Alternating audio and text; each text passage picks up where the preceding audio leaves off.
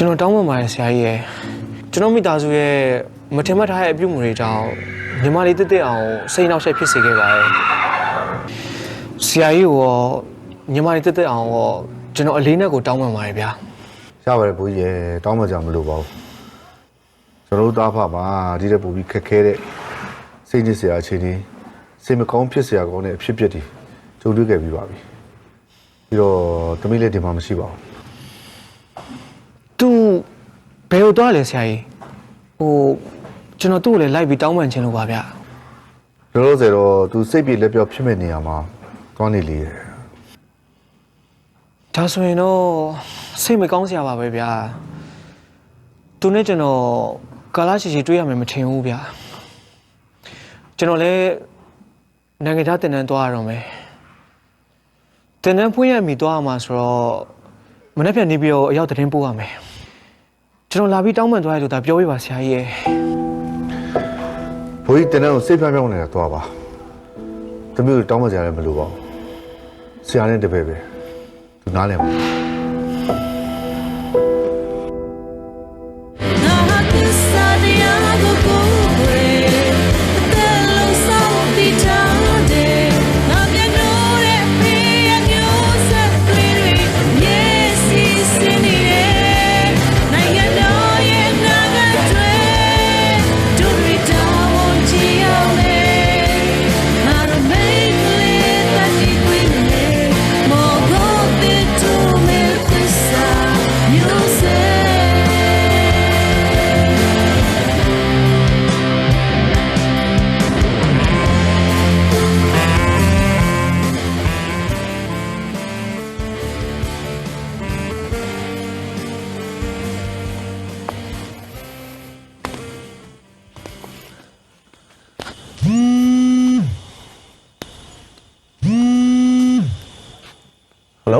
ဟယ်လိုကိုကြီးဖုန်းပြောလို့ရလားရတာဗောညီမလေးညီမလေးငိုနေရလားဘာဖြစ်လို့လဲငိုပါဦးကိုကြီးဝမ်းနဲ့နေရပါကိုကြီးဆေးရတာနဲ့ချမ်းသာတာနဲ့ကအရင်ပဲဝေးလာရင်ဆင်းရဲလို့ရှိရင်မျောလင်းချက်တွေရည်ရွယ်ချက်တွေကဝေဝါးသွားတာလားညီမလေးဘာတွေဖြစ်လာတာလဲဟမ်ကိုကြီးကညီမလေးဆယ်ရအောင်လဲဆိုလို့ပြောနေရလေအပြောလေးကိုပျက်စီးသွားအောင်ဘယ်လိုလုပ်ရလဲကိုကြီးပြောစမ်းဖြစ်နိုင်ကွာရဲစောက်တွေလာပြီးတော့ဖြည့်ရှင်းပေးလိုက်ချင်တယ်ကိုကြီးမိတာအရင်ဖြေအောင်လေကဲဆင်းရဲတာနဲ့ချမ်းသာတာဆိုတာတချို့လူတွေအတွက်တော့အလံဝေးနေတယ်လေတချို့အတွက်ကျတော့ကြွေတလက်ကြက်တခုံပဲညီမလေးရဲ့ဥပမာမေသစ္စာနဲ့အနေကြည့်ပြီးခင်လို့ပေါ့ညီမလေးမှလည်းအဲ့လိုမျိုးခွင့်ရရှိနေရမယ်ညီမလေးရဲ့ပြီးတော့ဒီခေတ်ကြီးမှာလူတွေကိုရှာဖို့အဲ့လောက်ထိမခက်တော့ပါဘူးအဖွားစီမှာနေချမ်းသာမယ်ဆိုတာဟုတ်ကလေးဘွားတွေကတည်ပြီးသားပါကိုကြီးရဲ့ညီမလေးခုဘာဖြစ်ချင်တာလဲဟမ်မမေနဲ့အမရှိကိုလိုက်သွားချင်တာလားဒီလောကမှာလေ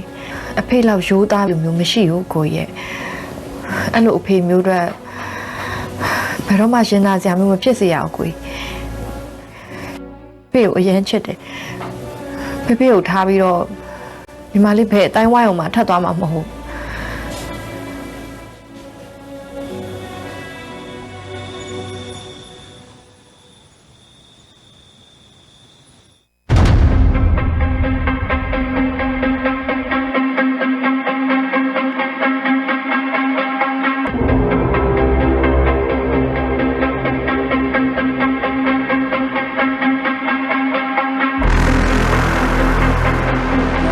ရဲစခန်းမှာတားဝိုင်းထားလို့တော့ရှိုးလို့မရဘူး။တက်ပါဦး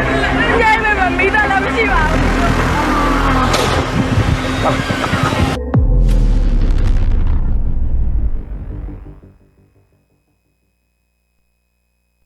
။မြို့ပေါ်မှာတော့အခြေအနေတွေတဖြည်းဖြည်းရှုပ်ထွေးလာနေပြီ။တက်တဲ့ဖြတ်တဲ့သတင်းတွေကလည်းမကြားချင်မှအဆုံးရယ်။အားလုံးရည်ရင်နစ်တော့မယ်။အမိုက်ကစားပြတ်သက်မီလောင်ဆိုတာဒါပဲပေါ့ဗျာ။မဲကစားနဲ့ပတ်သက်ပြီးတော့ဘာမှဖြည့်ရှင်းချက်မထုတ်တာတော့စိုးလွန်းပါတယ်ဗျာဒါကလေလူငယ်တွေရဲ့လက်ကိုဆွဲပြီးကြောက်တဲ့ခုံချတာပဲဗျာ အေးဆေးရှင်းကြပါဗျာအခုတော့တနိုင်ငံလုံးမီးလောင်နေပြီအဲ့ထင်မှာကျုပ်တို့စကိုင်းတိုင်းပို့ဆိုးတယ်ဗျဘာမှမသိတဲ့တိုးသူတောင်သားတွေခင်ဗျာလူသုံးမန်းလူပေါင်းမန်းကိုမခွဲနိုင်တော့ ဟိုမြောက်ဘက်က KIA ကဒီခွင့်ရေးကိုချောင်းနေတာဗျအခုဆိုရင်ကျုပ်တို့အညာသားတွေကိုအနိုင်ကျင့်ပြီးတဖြည်းဖြည်းဆင်းလာတာနားတော်ကတ်လာပါရောလားကျုပ်ကစစ်သားဆိုတော့တိုင်းရင်းသားလက်နက်ကိုင်းဆိုတဲ့ကောင်ကြီးရဲ့အကြောင်းကျုပ်ကအကုန်သိတယ်ဗျာဘယ်ချိန်တပုံထရမလဲဆိုတာကိုစောင့်နေကြတာအခုလိုမျိုးမညီမညွတ်နဲ့ပြိပက်ကဖြစ်တဲ့အချိန်လဲကြာအောင်ဟမ်သူတို့ကြိုက်တွေ့သွားတာပေါ့ဗျာထန်းသီးကြွေခိုက်ကြီးနှင်းခိုက်ပေါ့ဗျာအချိန်ခိုက်ကိုလှုပ်ရှားသွားတာဗျာ ကဲပါဗျာလောဆယ်တော့ကျုပ်တို့ကံမလို့နေအကြောင်းပဲပြောကြရအောင်မနေ့ကလည်းဒီကောင်တွေ3ယောက်တက်သွားတယ်ဘာမှအပြစ်မရှိတဲ့တိုးသူတောင်သားတွေပါဗျာဒီတိုင်းငုတ်တို့ကြီးကိုခံလိုက်ရတာဗျာရွာနေချုပ်ဆက်တောင်ပေးနိုင်မသွားရကြတော့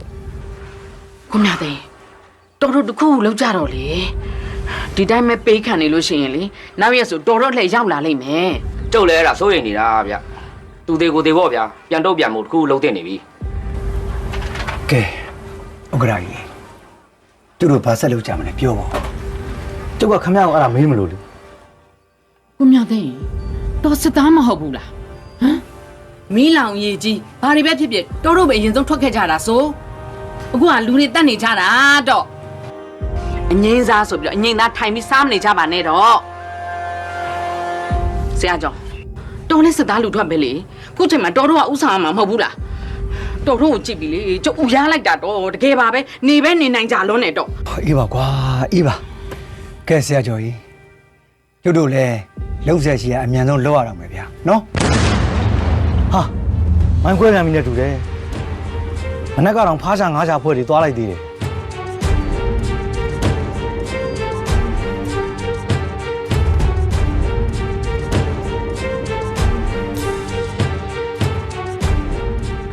အဖေဟိုမပခက်ချင်းနဲ့ထမ်းလားလူနာမလား ဟုတ်တယ်ကွာသွားပါပြီကွာမိုင်းထီရနဲ့တူတယ်ကွာ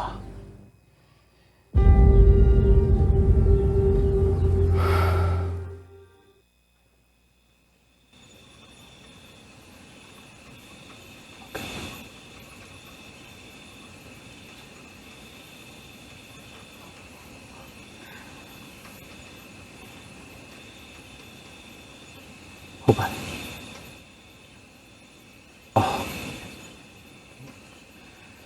ဒီမှာလည်းဒီနေ့ပဲကောင်းမှုဆရာကြီးညဘက်တရွေးလွင်းတောင်မှ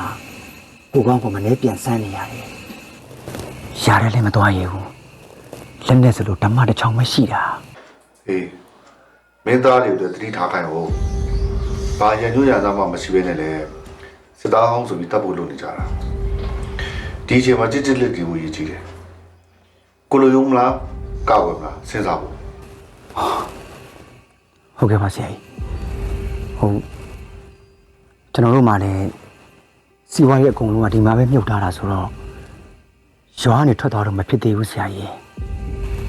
KIAရလည်းဒီဘက်ကိုနေချက်လာပြီဟုတ်ကို့ချစ်ချင်းကပြောလို့ဆိုလို့တောင်းပန်လို့ရသေးတယ်ဒီကောင်တွေကမလွယ်ဘူးဆရာကြီး အဲ့ဒါဆိုလေတကူလို့မစဉ်းစားပါနော်ကိုလူတွေပဲရှိတဲ့နေရာဆိုတော့စူစီရလွယ်မှာပါ ဟုတ်ကဲ့ပါ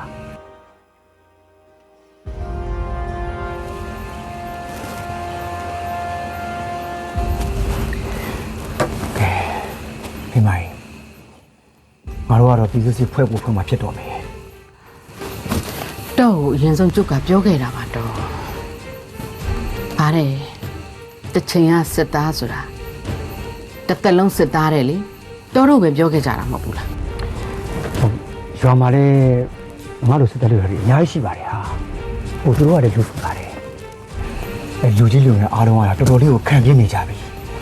ငါတို့အပြင်လုံးမကြတော့မှာတော့ ဟုတ်ရွာလေးကိုခဏခဏလာနေတဲ့စစ်ကြောင်းမှုဆိုတာတော်နဲ့သိတယ်ဆိုဟိုသူ့ကိုအကူကြီးတောင်းကြည့်လိုက်ပါလား ဟာအေးဟုတ်တယ်ဟာဟိုသူနှစ်ပွင့်ဘွားတော့ဟာငါနဲ့ရှေ့ထဲမှာစုံမှုတယ်အဲသူကတဆင်လက်နဲ့ရောက်တော့ကြိုးစားတယ် အဖေလှုပ်တဲ့သူကပြည်သူစစ်ဖွဲ့မှာတော့တားရည်လည်းဝင်ပါတော့မှာပေါ့ငကိုတွေကတနက်ကင်ရှင်တာနဲ့အတော်ပဲဟုတ်တယ်မလားကိုကြီး ကိုကြီးကတော့ရွရောက်နေပြီဆိုတော့ထားပါတော့ဒါပေမဲ့ငါညီလေးကတော့ငယ်သေးသလားလို့ ဟုတ်ပါတယ် မေတ္တာလေးကငယ်ပါသေးတယ်တာရဲ့တာအဖေနဲ့တာကိုကြီးပဲလောက်ကြပါစေနော် ဟာအမေလည်းဒါကလေးမမဟုတ်တော့တာဒီလိုချိန်မှာတရားလုံးရေးပေါ်ဖြစ်နေကြဟိုအကြောင်းပြကြီးအကြောင်းပြနဲ့အပားခွေမနေချင်ပါဘူးဗျာအဖေကိုစစ်တင်နှံခွင်တားလည်းတက်မယ်နော်အဖေနဲ့သူပြီးစစ်လုပ်မယ်ဗျာကျွန်တော်လက်နဲ့ကင်ဒီကောင်ကိုချမယ်ဗျာ ဖေဖေဦးနာသိန်းလို့စီမှာဘာတွေဖြစ်နေကြလဲ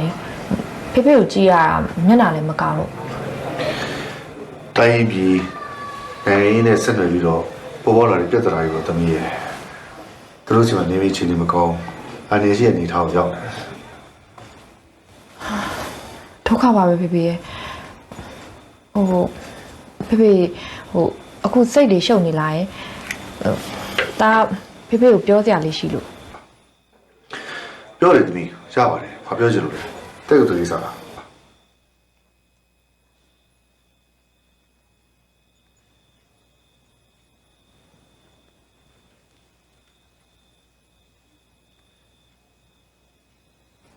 အမျိုးသမီးတက်ချက်ကြီးဆေးရည်တင်တဲ့ခေါ်ထားတာတွေ့လို့ပါဖေဖေ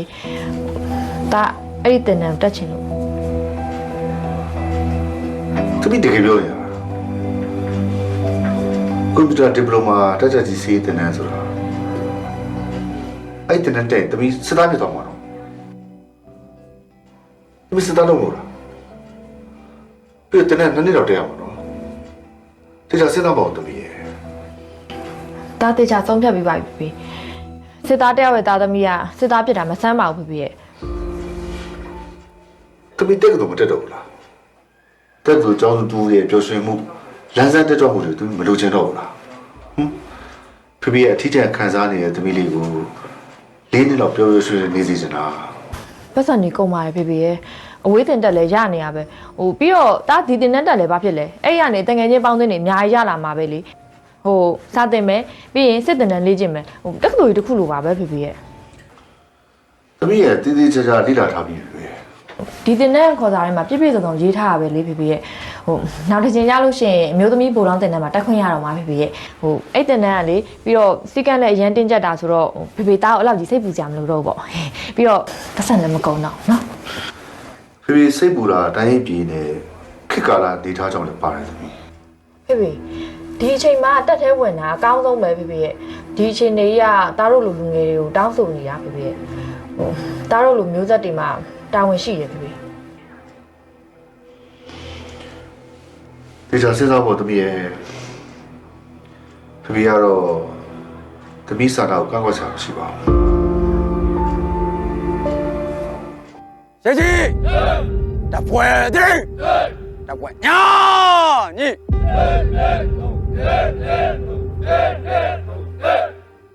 ကိုရက်ကိုရွာကိုကာကွယ်ရတယ်ဆိုတာကိုနေထိုင်သူတွေရဲ့မွေးရပါတာဝန်ပဲအဲ့ဒီမင်းတို့အားလုံးဂုဏ်ယူရမယ်လုံခြုံမှုမရှိတဲ့နေသူနေသားတွေရဲ့အသက်စီးစိမ်ဥစ္စာတွေကိုလည်းကာကွယ်စောင့်ရှောက်ပေးရမယ်အသက်ကိုစွန့်တဲ့စွန့်ရမယ်ခြေလက်အင်္ဂါစွန့်တဲ့လည်းစွန့်ရမှာပဲအဲ့ဒီမင်းတို့အားလုံးတတ်တိမွေးရမယ်စီကန်းတဲ့အမိန့်ကိုနာခံမှုအတွက်လေမင်းတို့အားလုံးလက်နက်မဲ့စေးပြကိုတင်ချပေးမယ်ဒါပြီးရင်တနတ်ကန်ရမယ်မကြခင်မှာပြည်သူစစ်တပ်ဖွဲ့ပြည်ဖွဲ့စည်းပြီးရင်တော့လက်နက်တပ်ဆင်ပေးမယ်လူငယ်တွေရဲ့ခြေကောင်းလက်ကောင်းလုံနိုင်ကိုင်နိုင်ရှိတဲ့သူတွေအားလုံးမဖြစ်မနေပါဝင်ဆင်နွှဲရမယ်ချေချေ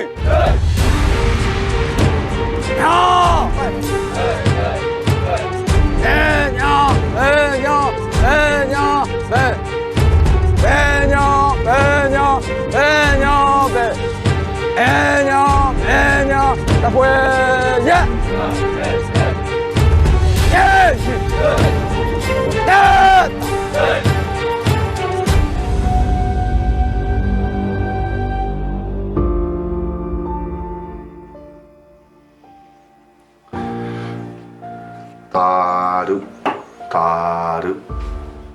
တာရုပါ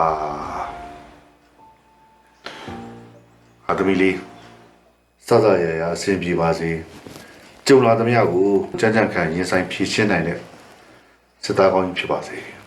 ဖေ ဖေဆူတောင်းပေးပါတယ်သမီးအနေနဲ့တမန်တော်ကိုရောက်ပြီးတင်နန်းသားဘဝကိုစပြီးရင်ဆိုင်လိုက်တာနဲ့ပန်းကင်းလည်းမဟုတ်ဘူးဆိုတာကိုသိပြရမယ်မိဘအသီးသီးကနေလာတဲ့မထထောင်သမီးတွေကိုလို့ပုံစံမျိုးမျိုးအလေးထားမျိုးမျိုးနဲ့သမီးတွေ့ရလိမ့်မယ်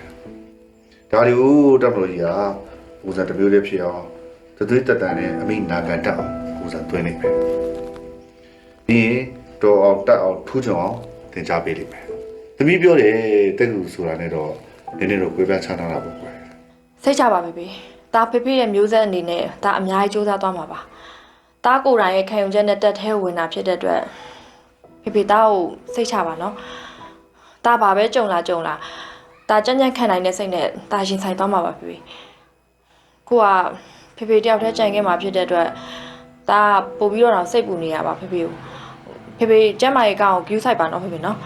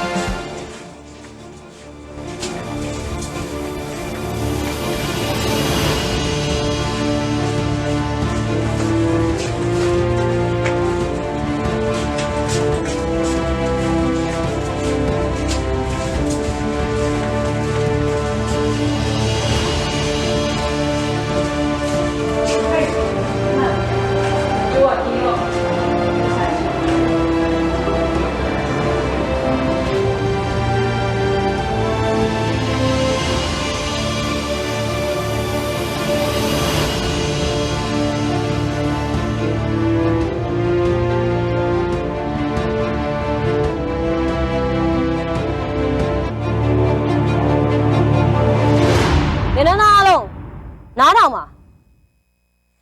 ဘိုးကြီးနာမည်ဘိုးကြီးနှင်းစီခတ်ဖြစ်ပါတယ်မင်းတို့တင်တန်းရဲ့ဒုတိယတက်ခွဲမှုဖြစ်တယ်မင်းတို့အားလုံးဟာတက္ကသိုလ်ဝင်ဆောင်ပွဲအောင်မြင်ပြီးကွန်ပျူတာဒီပလိုမာအမျိုးသမီးတက်ချက်ကြီးစီရေးဖြစ်တာဝန်ထမ်းဆောင်မှုဒီတင်တန်းကိုတက်ရရင်ရောက်ရှိလာကြခြင်းဖြစ်တယ်ဒီတင်တန်းဟာရတပတ်အားဖြင့်68ပတ်တနည်းအားဖြင့်2နှစ်ခန့်ကြာအောင်တင်တန်းတက်ရောက်တင်ကြရမှာဖြစ်တယ်အရေးချင်းရှိရဲ့စစ်သားကောင်းတယောက်ဖြစ်ဖို့အခြေခံစစ်ပညာရများနဲ့အတူတက္ကသိုလ်ကောင်စီရဲ့အင်္ဂလိပ်စာကွန်ပျူတာပညာရများကိုပြဋ္ဌာန်းချက်များနဲ့အညီအဆင့်မီသင်ကြားပေးသွားမှာဖြစ်တယ်။အဲဒီတော့စစ်စည်းကမ်းဒီတပ်မတော်ရဲ့အသက်ခံတာဆိုတဲ့စကားအတိုင်းမင်းတို့အားလုံးဟာအမိန့်နာခံတက်ဖို့နဲ့စစ်စည်းကမ်းကောင်းမွန်ဖို့အတွက်ပထမဦးစားပေးလေ့ကျင့်သင်ကြားကြရမှာဖြစ်တယ်။မင်းတို့အားလုံးလိုင်းနာရမယ့်စည်းကမ်းတွေကိုမင်းတို့တင်တန်းရဲ့ကြော်ညာတင်ပုံးမှာတင်တန်းလူလုံထုံးလုံနည်းစနစ်နဲ့တင်တန်းတီနဲ့အမိန့်ဆိုတဲ့နာမည်နဲ့ထိတ်ဆွဲထားပြီးဖြစ်တယ်။အဲဒီစည်းကမ်းချက်တွေအားလုံးကို3ရက်အတွင်းမင်းတို့အားလုံးဟာဖတ်ရှုပြီးနားလဲသဘောပေါက်ပြီးဖြစ်ရမယ်။တင်တန်းကာလမှာစည်းကမ်းနဲ့ပတ်သက်လို့မင်းတို့တွေအနေနဲ့ဖောက်ဖျက်လို့ရနိုင်မယ့်ကိစ္စတွေစိတ်ထဲမှာပေါ်လာတိုင်းတင်တန်းသူလုံထုံးလုံနည်းစနစ်မှာပါတဲ့တားမြစ်ချက်တွေနဲ့တိုက်ဆိုင်မှုရှိမရှိသေချာစစ်ဆေးကြည့်ပါမင်းတို့စိတ်ထဲမှာတွေးသမျှအချက်တွေအကုန်လုံးဒီစည်းကမ်းချက်တွေမှာပါတာကိုမင်းတို့တွေ့ရလိမ့်မယ်သင်တန်းမှာအများဆုံးကျူးလွန်ဖောက်ဖျက်လေးရှိတဲ့စည်းကမ်းတွေကိုမင်းတို့သိအောင်ပြောပြမယ် မင်းတို့ကျူးလွန်ခဲ့လို့ရှိရင်လုံးဝခွင့်မလွတ်တဲ့အပြင်ပြင်းပြင်းထန်ထန်အပြစ်ပေးဆုံးမသွားမှလည်းဖြစ်တယ်နံပါတ်1လက်ကင်ဖုန်းကိုလက်ဝဲထားပြီးသုံးဆွဲတာမျိုးလုံးဝခွင့်မပြုပါဘူးစစ်ဘက်ဆိုင်ရာလုံခြုံရေးသတင်းလုံခြုံရေးနဲ့ကိုရေးကိုယ်တော်ကန့်သက်ချက်များကြောင့်ပြင်းပြင်းထန်ထန်တားမြစ်တယ်တကယ်တော့လက်ကင်ဖုန်းကိုလက်ဝဲထားရှိပြီးသုံးဆွဲတာကိုတွေ့ခဲ့လို့ရှိရင်အပြစ်ပေးမဲ့အပြင်မိမိရဲ့ဖုန်းကိုမိမိကိုယ်တိုင်ဖျက်ဆီးပြရမှာဖြစ်တယ်နံပါတ်2မိမိတို့ရဲ့အိတ်ဆောင်နေရာတွေမှာတတ်မှတ်ထားတဲ့ကိစ္စရပ်များမှာအပတခြားဘယ်လျှက်စစ်ပစ္စည်းကိုမှသုံးဆွဲခြင်းကိုခွင့်မပြုဘူးပြင်းပြင်းထန်ထန်တားမြစ်တယ်နံပါတ်3မနက်စာနေ့လယ်စာညနေစာတွေကိုတတ်မှတ်ထားတဲ့နေရာမှာပဲတင်တန်းကဆက်ပြုတ်ကျွေးမွေးတဲ့အတိုင်းနေထိုင်စားသောက်ရမှာဖြစ်တယ်မိမိတို့ရဲ့အိတ်ဆောင်တွင်ယူဆောင်စားသုံးတာမျိုးလုံးဝခွင့်မပြုဘူးပြင်းပြင်းထန်ထန်တားမြစ်တယ်အဲ့ဒီစီကံချက်တွေအပြင်တခြားစီကံချက်တွေဖြစ်တဲ့ခိုင်ရန်ဖြစ်ပွားတာပြစ်မှုကျူးလွန်သူကိုထိန်ချန်ဖုံးကွယ်ထားပေးတာစာမကြက်တာတတ်မှတ်ထားတဲ့လမ်းတိုင်းမသွားဘဲနဲ့ခက်လန်းကနေသွားတာကျန်းခိုင်ရေးချိန်မှာတဲကျိုးဘွေးကိုအလေးချိန်လျှော့ထားတာကင်းတော်ဝင်ပြက်ကွက်တာအရက်တောက်တာဆက်လိတ်တောက်တာကွန်ဆာတာတားမြစ်ထားတဲ့နေရာတွေကိုသွားတာခွင့်ပြုချက်မရှိဘဲနဲ့စေဝါသုံးဆွဲတာအိမ်ကနေငွေမှားတာအဲ့ဒါတွေကမင်းတို့တင်တန်းသူတွေအများဆုံးကျူးလွန်လေးရှိရဲ့အပြစ်တွေဖြစ်တယ်အသေးစိတ်စီကံတွေကတော့အခုရွတ်ပြတာထက်10စားမကရှိလိမ့်မယ်မင်းတို့တွေအကုန်လုံးတင်တန်းသူလှုပ်ထုံးလုပ်နည်းကိုတေချာဖတ်ရှုပြီးတော့နားလေသဘောပေါက်ဖို့လိုတယ်တမတော်ကမင်းတို့အတွက်အခြေခံစောင့်အောင်ပါဝင်အဖက်ဖက်ကလိုလေသိမ်းမရှိအောင်ပြည့်စုံအောင်ဆောင်ရွက်ထားပေးပြီးဖြစ်တယ်အဲ့ဒီအတွက်မင်းတို့တွေအနေနဲ့လည်းအရေးချင်းရှိတဲ့စစ်သားကောင်းတယောက်ဖြစ်အောင်နေထိုင်လေ့ကျင့်လိုက်နာဖို့ကလွယ်ပြီးတော့အခြားဘာမှမရှိဘူးလို့ပြက်ပြက်သားသားပြောလို့တယ်မင်းတို့တွေအကုန်လုံးကိုစီကံနဲ့အညီထိမ့်သိမ့်ဖို့ကြက်မှတ်ဖို့စီကံဖောက်ပြက်ရင်အပြစ်ပေးဖို့ဒီတင်တန်းမှာရှိတဲ့အရာရှိတွေအကုန်လုံးက24နာရီအမြဲမပြတ်ရှိနေတယ်ဆိုတဲ့အကြောင်းမင်းတို့ကိုအသိပေးလို့တယ်။ဘာတွေမှလည်းရှိတယ်။ရှိပါဘူး။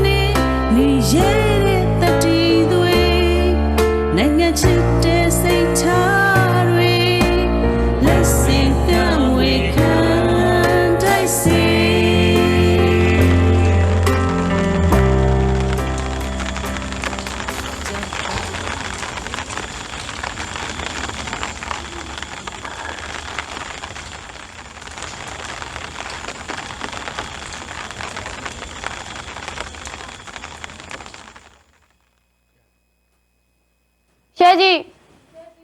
အေးစေ ကဲငါးကောင်တွေလို့လေပြိုင်းနေကြပြီလားမင်းတို့ကောင်တွေအတန်တော်မထွက်နိုင်တော့ဘူးဆိုလို့ငါလာကြည့်ရဟမ်ပြောပါအောင်ခံစားချက်လေးတွေ ကျွန်တော်တို့ကကိုနီတက်ချက်ကြီးစီးရေးဆိုလို့တားရမယ်ထင်ခဲ့ရဖို့ရအခုတော့ရေလေပေးမနေဗျာ ဟုတ်တယ်ဘိုးကြီးရှေ့ဆက်လုံးနိုင်မှမထင်တော့ မင်းတို့ရှိရတင်တန်းဆင်းသွားတဲ့ကောင်တွေလေအဲ့လိုပဲပြောကြတာ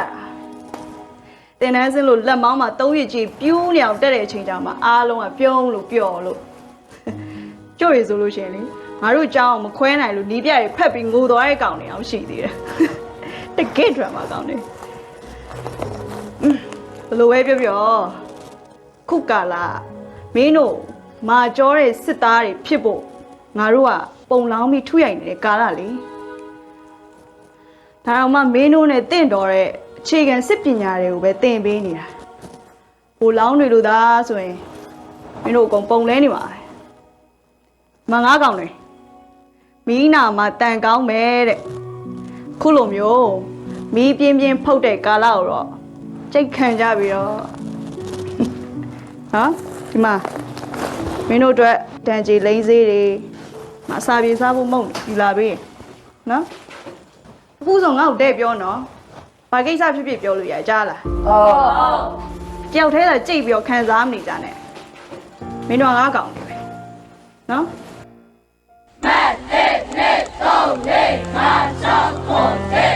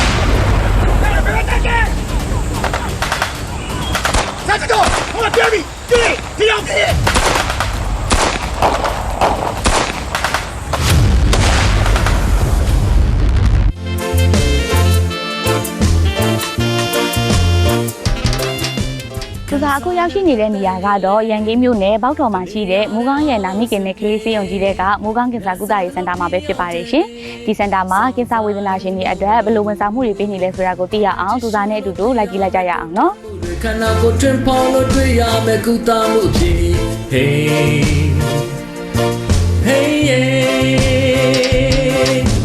ကန်ဆာဖြစ်တိုင်းလည်းပဲမကြောက်နဲ့တော့ကွယ်မမပြေးပါဗျာမောကင်ဆာကုသရေးစင်တာမှာကြိုဆိုပါရခင်ဗျာမြန်မာနိုင်ငံမှာအဆင်ပြေဆုံးဟောမြန်မာနိုင်ငံမှာအချို့သားဆုံးဒိုမိုက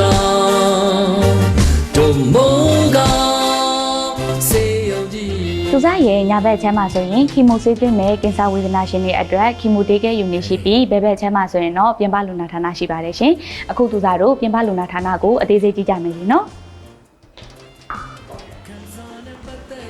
ပြင်ပလူနာဌာနကလေသူစားရောက်ဖို့သမျှစေးရုံတွေထဲမှာအကြီးဆုံးပဲသိလား။ ဒီမှာလာပြတဲ့လူနာတိုင်းအေးအေးဆေးဆေးနဲ့တက်တောင့်တက်တာထိုင်ဆောင်လို့ရအောင်ခုံနေအများကြီးစီစဉ်ထားပေးရတွေ့ရတယ်။ပြင်ပလူနာဌာနမှာထိုင်တဲ့ဆရာဝန်ကြီးတွေကလည်းထူးချွန်တဲ့ကင်ဆာပါရဂူကြီးတွေဖြစ်တယ်ပေါ့နော်။ဒီမှာသူစားအကြိုက်ဆုံးအချက်က digital online waiting system ရှိရပဲ။ဒီ system ကြောင့်လူနာတွေတဦးနဲ့တဦးအလှည့်မကျော်တော့ဘူး။ဆရာဝန်တွေကိုအချိန်ကြာကြီးစောင့်ကြရမလို့တဲ့အတွက်ကြောင့်မို့အချိန်ကုန်လူပင်မတက်တာပြီးမှအမှန်ပါပဲနော်။လာသူစားနဲ့တူတူစင်တာတစ်ခုလုံးကိုပတ်ကြည့်ကြမယ်လीနော်။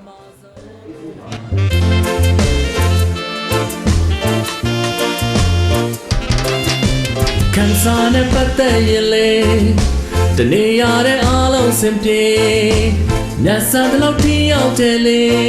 စောင့်ဆိုင်ဖို့မလိုဘူးကိုယ်တိုင်ချစ်ရှုလို့သိရမယ်တိုးတက်မှုတွေခန္ဓာကိုယ်တွင်ဖော်လို့တွေ့ရမယ်ကုသမှုအဖြစ် Hey မိုးကောင်းကင်ဆာကုသရေးစင်တာကကင်ဆာဝေဒနာရှင်တွေဘန်ကောက်ထိသွားပြီးကုသမှုခံယူရမလို့အောင် PET CT ကင်ဆာရှာဖွေမှုအပါအဝင်နည်းပညာအမြင့်မားဆုံးကင်ဆာရောဂါရှာဖွေမှုကင်ဆာဆေးသွင်းမှုဓာတ်ရောင်ခြည်ကုသမှုဓာတ်ဆိုင်ကုသမှုနဲ့ကင်ဆာခွဲစိတ်မှုစတဲ့ပြီးပြည့်စုံတဲ့ဝန်ဆောင်မှုတွေကိုဈေးနှုန်းသက်သာစွာနဲ့ဝန်ဆောင်မှုပေးလျက်ရှိပါတယ်ရှင်။အကယ်လို့ဆေးရုံတက်ရမယ်ဆိုရင်လည်းစိတ်အေးလက်အေးနဲ့ကုသမှုခံယူလို့ရအောင်အခန်းတွေကိုတန်တန်ရှင်းရှင်းနဲ့တက်တက်ရဲရဲလုပ်ထားပေးပါသေးတယ်ရှင်။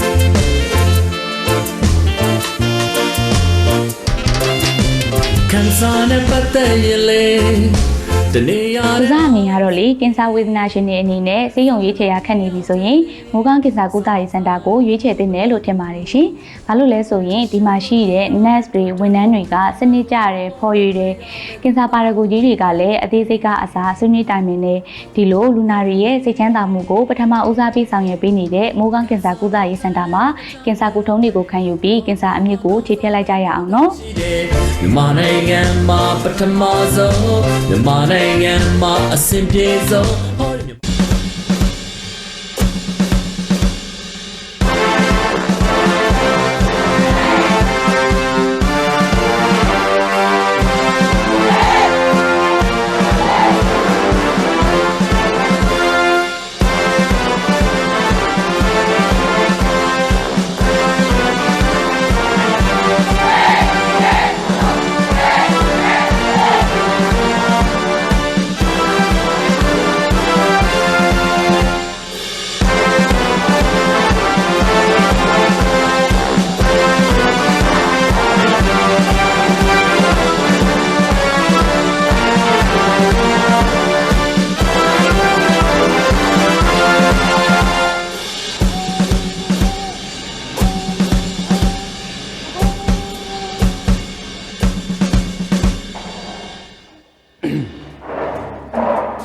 ကဲတင်တဲ့သူတို့အားလုံးနားထောင်ဘုံကတော့မင်းတို့တင်တဲ့တက်ခွဲရဲ့တက်ခွဲမှုပြန်တန်းဝင်အမှတ်ကြီး4136ဘုံမှုတိမ့်ထိုက်ဆိုပဲဖြစ်တယ်တင်တဲ့နဲ့ပတ်သက်လို့မင်းတို့တီးတင်တီးထိုက်တာတွေကိုအသေးစိတ်ပြောပြပေးသွားမှာပဲဖြစ်တယ်ငါတို့တက်မတော်ကြီးအမှတ်လေးအရာခံနဲ့အချက်ကြီးတင်ကြောင်းအားဆိုဒီကျောင်းမှာမွေးထုတ်တင်ကြားပေးလျက်ရှိတဲ့ကွန်ပျူတာဒီပလိုမာတက်ချက်ကြီးစေအမျိုးသမီးတင်တဲ့ဟာတက်မတော်ကြီးရည်လေတရင်တစ်ဖွဲ့တွေအတွက်လိုအပ်တဲ့အရေးချင်းပြည့်ဝတဲ့ကွန်ပျူတာဒီပလိုမာတက်ချက်ကြီးစေအမျိုးသမီးတင်တန်းများမွေးထုတ်ပေးရတင်တန်းပဲဖြစ်တယ်ဒီတင်တန်းကိုမင်းတို့အောင်မြင်စွာပြီးဆုံးသွားပြီဆိုရင်ကွန်ပျူတာဒီပလိုမာလက်မှတ်ချီးမြှင့်ပေးရတော့မှာဖြစ်ပြီးတက်မတော်ကြီးရည်လေတရင်တစ်ဖွဲ့တွေမှာတက်ချက်ကြီးစေတတိယတန်းအဖြစ်စတင်ခန့်အပ်ပေးသွားမှာပဲဖြစ်ဒီတင်တန်းမှာမင်းတို့တင်ကြားပို့ချပေးမဲ့ဘာသာရပ်တွေအနေနဲ့ကတော့အခြေခံစစ်ပညာဘာသာရပ်တွေစစ်ဦးစီးစစ်ရေးစစ်ထောက်ဆိုင်ရာအခြေခံရုံးလုပ်ငန်းဘာသာရပ်တွေနဲ့အင်္ဂလိပ်စာဘာသာရပ်တွေကွန်ပျူတာဘာသာရပ်တွေနဲ့စစ်ပတ်ဥပဒေဘာသာရပ်တွေတင်ကြားပို့ချပေးသွားမှာပဲဖြစ်တင်တန်းကာလစစ်ပညာနဲ့စာပေပညာစုစုပေါင်း68ပတ်နဲ့မင်းတို့ဒီအကြောင်းကနေလေ့ကျင့်တင်ကြားပေးသွားမှာပဲဖြစ်တယ်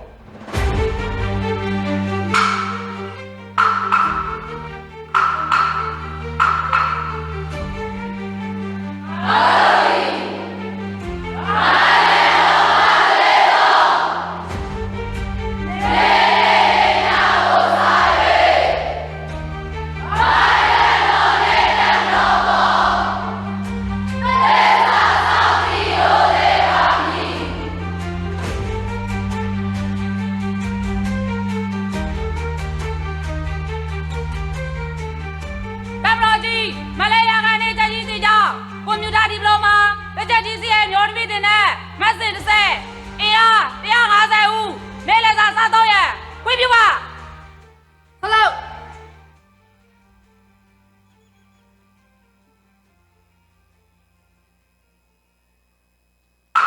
စားနိုင်ပြီ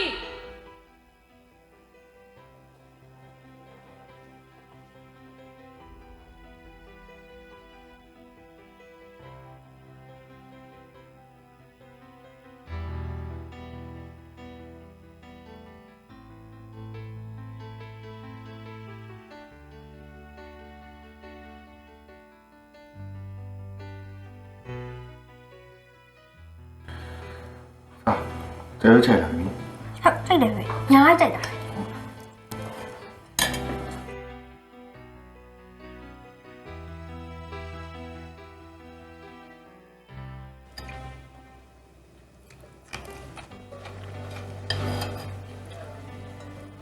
ဲဟင်းလေးကကောင်းလိုက်တာနော်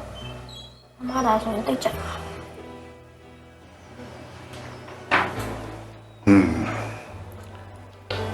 တမီမမဆိုရင်ဒီပဲဟင်းကိုရမ်းကြိုက်ပါဒါပေမဲ့ဒီအချိန်မှာဒီလေကောင်းတဲ့အစားအသောက်တွေအများကြီးစားနေမှာပါလေ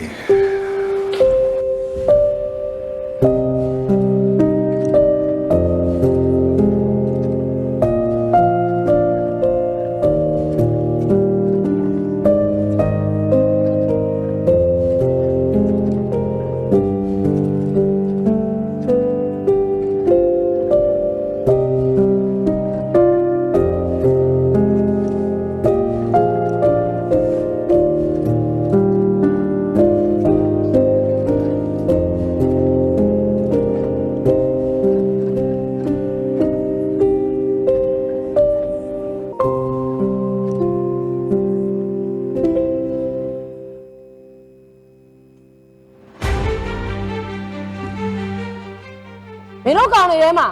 ရမ်းပိန်နေတဲ့ကောင်တွေဒီရမိုင်မကိုက်တဲ့ကောင်တွေပါတယ်နော်အေးအဲ့ကောင်တွေအကုန်တယောက်ကိုပဲဟင်းနှစ်ခွက်စီတော့ပြီးတော့ငပြောသီးတဲ့လုံပေးထားတယ်အဲ့ငပြောသီးကိုကြိုက်ကြိုက်မကြိုက်ကြိုက်ကုန်အောင်စားပြီးရင်သမင်းမခါထဲမှာသမင်းကြံနေဟင်းကြံနေဘာမှမမြင်ချင်ဘူးနော်ကြမ်းခိုင်ဝင်နေရောက်တော့မှအားမရှိသလိုလိုအားနေသလိုလိုပုံမဖမ်းနဲ့အကုန်ကုန်အောင်စားနားလား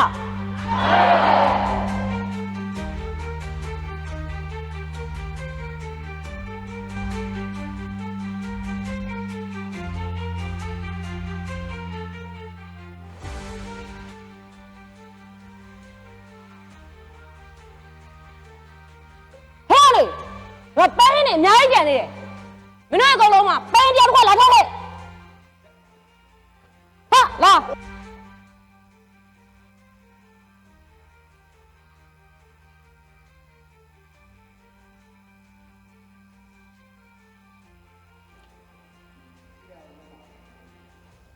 ပိန်နေ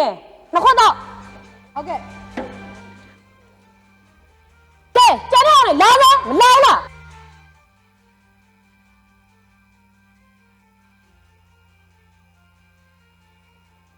ဟဲ့မင်းတို့တော့မပြောသီးစားလေဘာလုပ်လဲကြိုက်တာကြီးမကြိုက်တာကြီးမလုံးနဲ့စား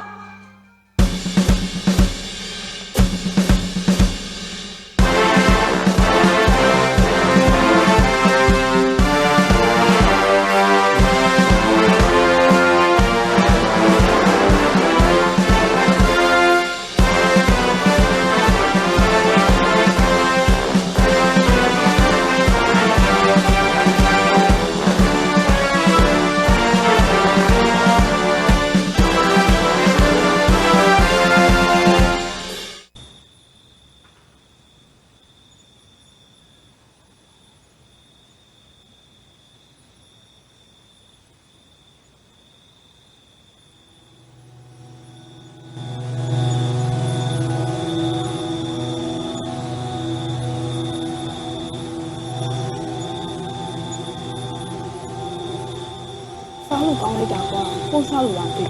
ဟေးပါကွာငါမှတော့စိုးစိုးစားနဲ့ကိုးလာခဲ့ရကျေးဇူးပါချစ်ဆုံးလေးရ ဟဲ့အောင်လေခက်တက်တော်လေးစားကြမိသွားလို့ရှိရင်တစ်ဆောင်လုံးအောက်ခံနေရမယ် ဒီ ဒီနေ့တောင်မှမူကဘိုးကြီးပတ်ပါကွာအေးဆေးပါဒင်းကြမဟုတ်ကြောက်နေနဲ့ ဒင်းကြရုပ်ကြီးရတာချောတာအုတ်ချက်ကကန်းကုန်တယ် ဒေါ်နင်းစီကိုဒင်းကြလို့ခေါ်တာသိရင်တော့အားလုံးသိပြီပဲ အေးပါ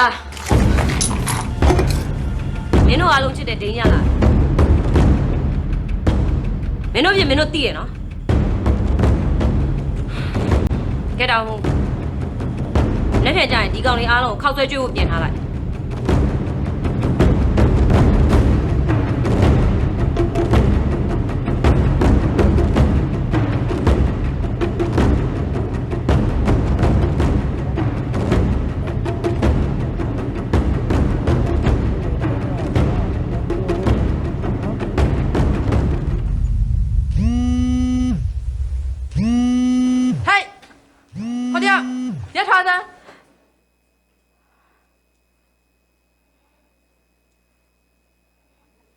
ယူလာ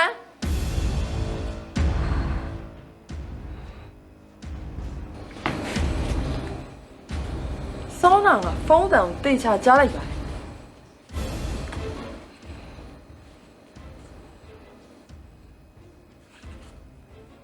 မင်းစောက်ပြန်စောက်တော့မလုပ်ပါနဲ့ကိုကြီးစောက်ကိုတော့ပေးလို့မရလို့ပါ ဘာလို့ပေးလို့မရလဲ စောက်ထဲမှာရီးစားကြောင့်နေရေးထားလို့ပါကိုကြီး မင်းတို့အားလုံးစစ်ဆေးဖို့တောင်းရင်ငါမှရှိတယ်ပြန်ပေးစမ်း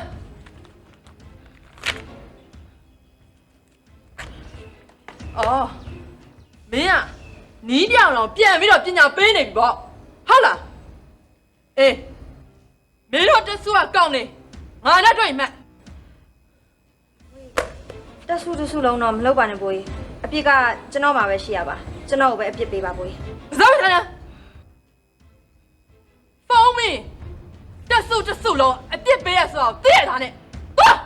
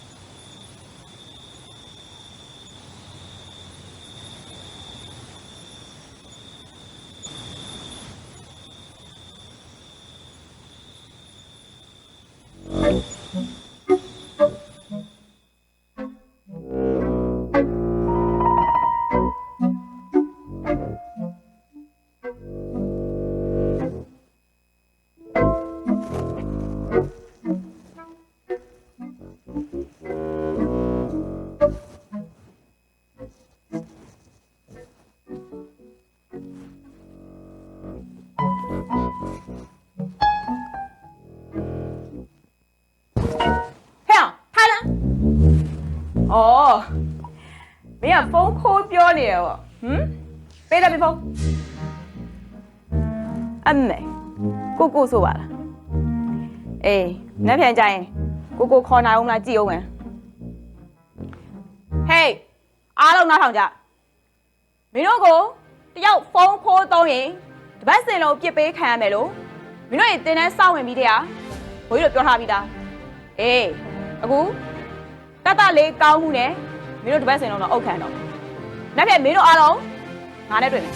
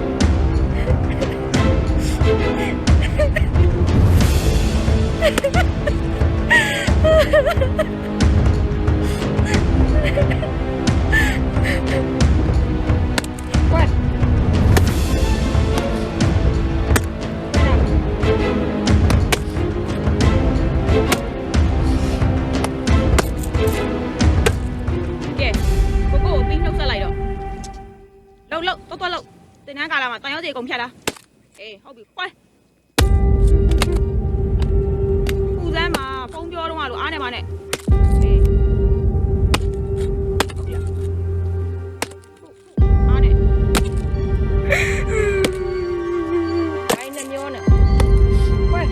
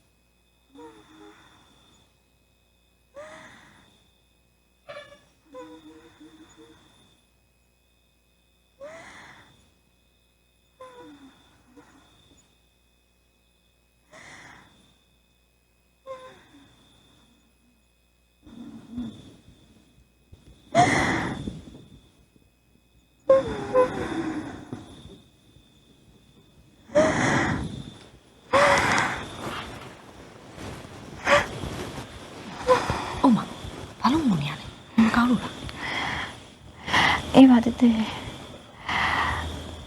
ငါစိတ်တော့ချင်လို့ဘာမှလည်းမရှိဘူး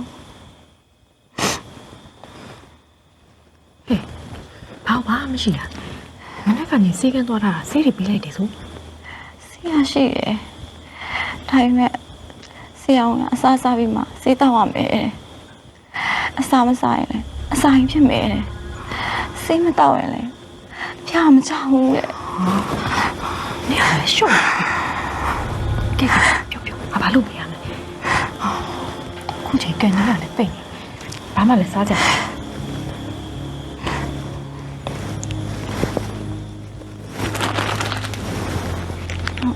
လေးတော့ရှိတယ်ဒါလေးတော့ပြပေးပါနော်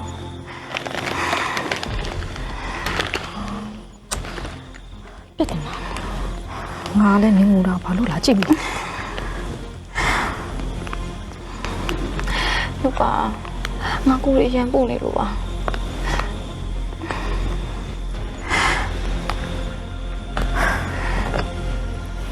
ကဲ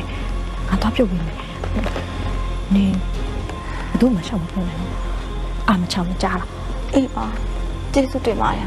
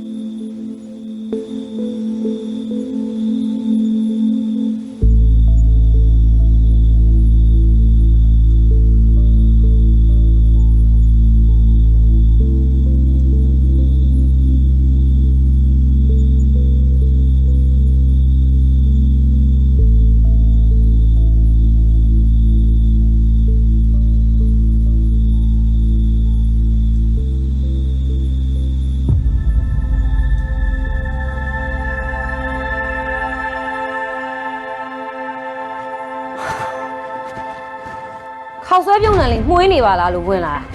ခုတော့ကွက်တီပါပဲလားစစ်သားဆိုတာစိတ်ထဲမှာဖြစ်ပေါ်လာတဲ့စံနာတွေကိုအသိတရားနဲ့ထိမ့်ချုပ်နိုင်ရတယ်မင်းလို့သာဘိုက်စာတိုင်းအချိန်မတော်စီကံဖောက်အစားခိုးဆိုင်ရှေ့ထဲမှာအစာငတ်ခံပြီးတော့စစ်တိုင်နေတဲ့စစ်သားတွေကိုမလေးသားရကြမှာပေါ့ရရတဲ့တင်းတွေကဒီကောင်လေးရောချောင်းနေနေရရှိပြီဆရာကြီးအားသေးတယ်ဆရာကျော်ကျ ကျွန်တော်ကတခြားနေရာတွေစိတ်ချတယ်ကျွန်တော်စိတ်မချဆရာကြီးအိမ်မယ် အိမ်မှာလည်းတားနေမယ်ဆိုရင်တော့အရင်တော့ရှိတယ်တော့မှတောင်းချင်